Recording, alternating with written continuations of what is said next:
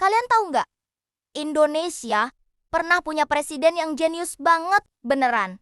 Bukan cuma jenius di atas kertas, tapi juga punya hati buat Indonesia. Namanya Baharudin Yusuf Habibie, atau yang biasa kita kenal sebagai B.J. Habibie. Dia lahir tanggal 25 Juni tahun 1936 di Parepare, Sulawesi Selatan. Dari kecil emang udah kelihatan beda, suka banget baca buku, suka mikir, dan yang paling penting, dia tuh gak pernah berhenti belajar. Pas masih muda, Habibie tuh punya mimpi yang tinggi banget.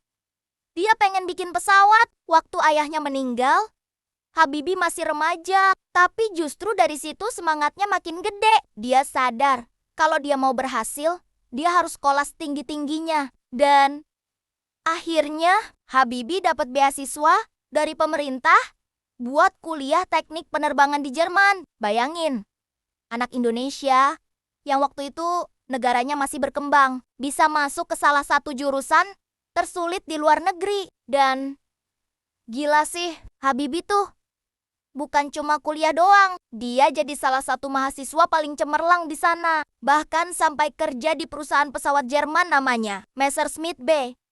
Elkoblom MBB. Di situ, dia bantu bikin desain pesawat dan bahkan bikin teori yang sekarang dikenal sebagai Habibie Factor. Itu teori penting banget buat ngitung retakan di pesawat. Orang-orang bule aja sampai kagum loh. Tapi yang bikin gue salut, meskipun udah sukses di luar negeri, Habibie tuh gak lupa sama Indonesia. Tahun 1974, Presiden Soeharto manggil dia buat pulang.